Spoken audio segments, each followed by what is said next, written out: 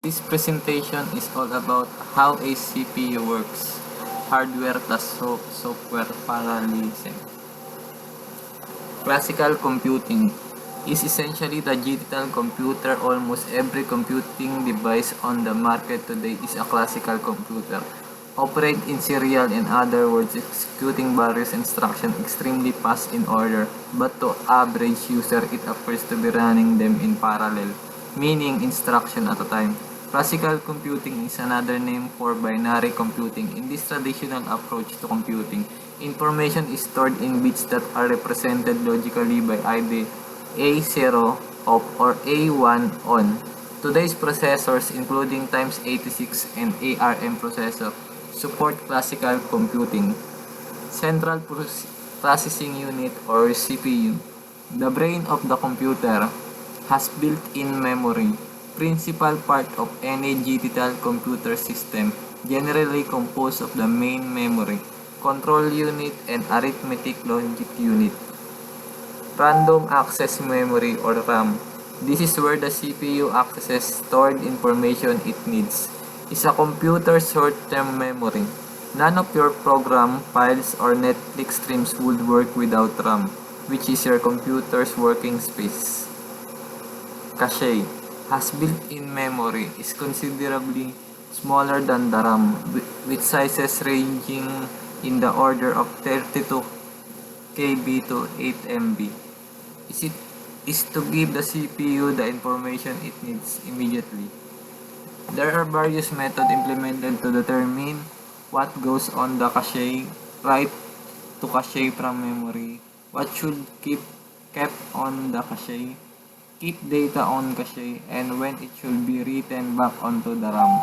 Write the memory from cache. When a CPU executes an instruction, there are 5 basic steps that need to be completed. Fetch, IF. Get the instruction from the memory and store in the cache. In some cases, decode, ID.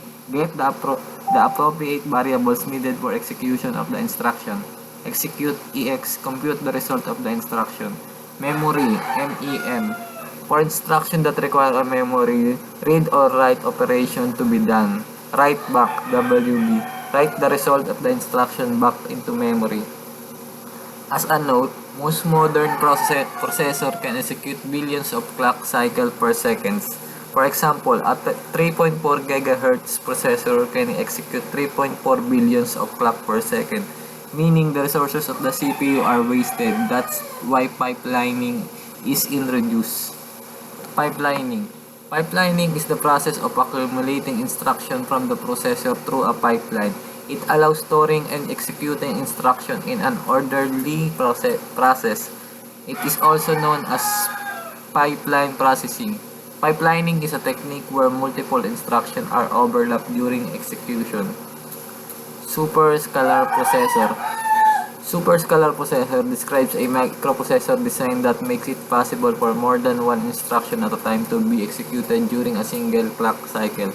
A superscalar processor is a CPU that implements a form of parallelism called instruction level parallelism with a single processor. Difference between superscalar and pipelining. Pipeline starts the execution of the next instruction before the first has completed, but instructions are executed still in series and in order. A superscalar architecture can start 2 or more instructions in parallel in one core. An independent instruction may get executed out of order. There are various other methods implemented to make the processor CPI more efficient. Increase CPI, loop unrolling, very long instruction words, compiler scheduling, etc. Sa decrease CPI naman, data hazards, memory hazards, structural hazards, and so on. Parallel computing. Parallel computing is a type of computation where many calculations or the execution of processes are carried out simultaneously. Large problems can often be divided into smaller ones, which can be solved at the same time. Single core and multi-core processor. One architecture uses single core while the other is using 2 or more cores on the same die of processing instruction. In today's time, people use multi-core processor, but single-core processors are also very important as far as further speed up is required.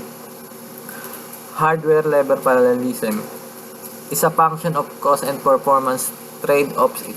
It displays the resource utilization patterns of simultaneously executable operation. It can also indicate the peak performance of the processor. The best example of utilizing hardware parallelism is the supercomputers. For example, Intel Xeon P and AMD's EPYC processor have core counts ranging from 24 to 72, with supercomputers having tens of thousands of processors with them. Super level parallelism. It is defined by the control and data dependence of programs.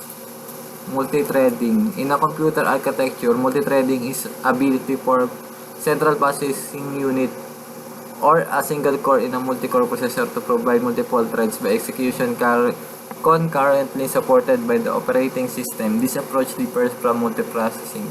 Conclusion. Classical computing is asynchronous, not truly parallel. Instructions are still executed in serial, but through the use of hardware and software level. Parallelism maximizes the utilization of the resources of the computer, making them execute extremely fast, giving the illusion of parallel operation.